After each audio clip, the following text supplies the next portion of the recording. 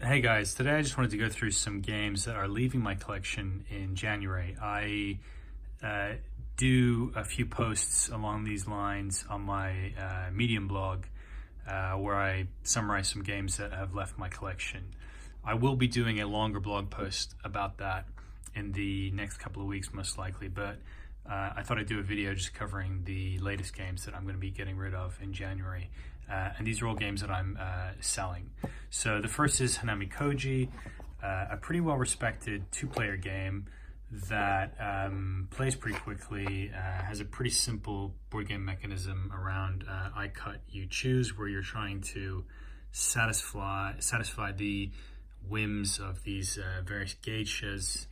And it's a fun little game, but it's probably just a little bit too light for my taste. And if I'm going to be playing a game two-player at home with my wife, I usually want something that's got a little bit more meat to it. And I don't think the game ever promised more than it delivered, really. But I've just come to discover that it's probably a little bit too light for my tastes. The next game is probably one of the most beautiful-looking games to my taste. I just love this minimalist artwork, and it's actually a solo game. So this is Coffee Roaster, and you're basically trying to blend these various coffee blends using a bag building mechanism. You put these different chips or tokens rather into a bag and draw them and do some other manipulation with other chips or tokens rather that give you abilities. It's a very clever game, very elegant, and one that I'd highly recommend.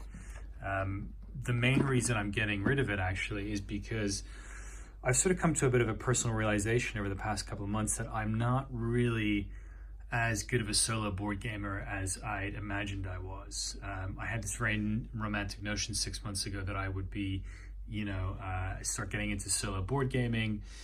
I had visions of myself sitting at the dining table, with a coffee, playing some fun solo games and, really enjoying it. But the reality was that I've tended to find myself playing video games when I've got that 30 to 40 minutes of downtime and I just want to get some gaming in.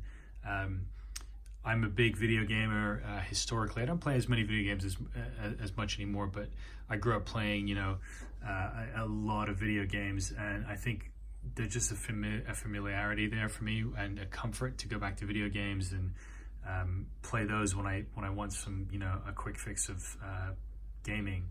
Whereas with board games, I've tended to discover that it's the social and interactive aspect of playing with other humans that I enjoy more. So being as I'm probably going to be doing less and less solo gaming, this just felt like it was a game that needed to go off to a better home, as sad as that makes me, actually.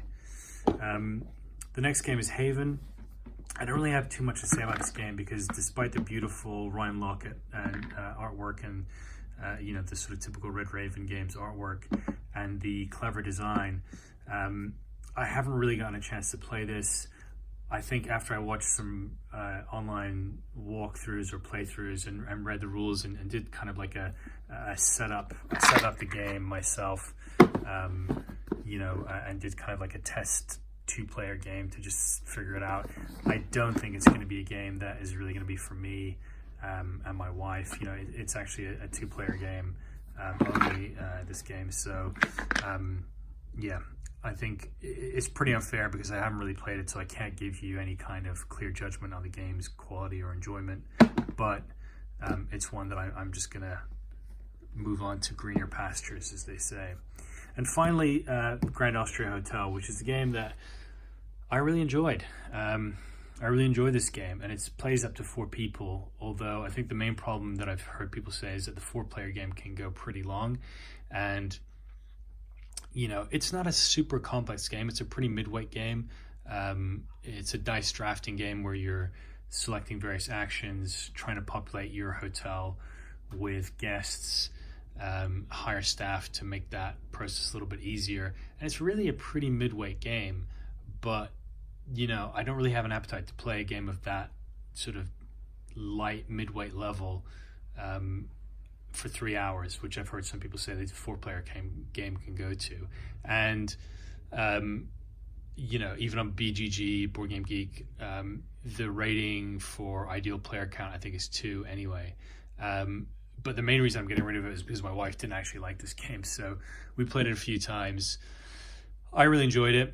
I thought it hit like a really nice sweet spot at that mid-weight level, but my wife didn't really like it, unfortunately. So she was the main person I was hoping to play it with. So if that's not going to be possible, then unfortunately, as much as it saddens me, I'm going to have to let this one go as well. So those are 4 games that I'm getting rid of at the end of January.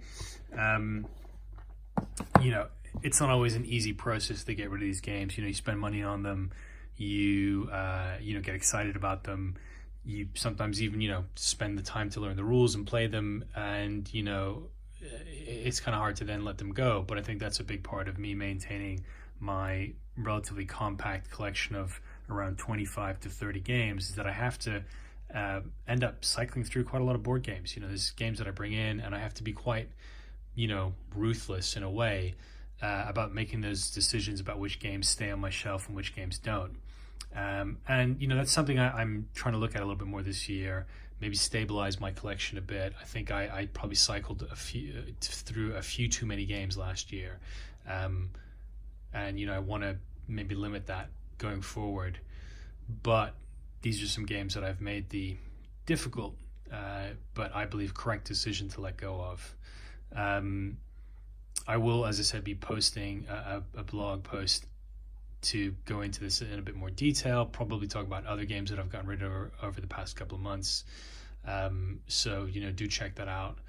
Otherwise, enjoy the rest of your day, enjoy your gaming, and this has been the Board Game Minimalist, letting you know which games that have been leaving my collection at the end of January.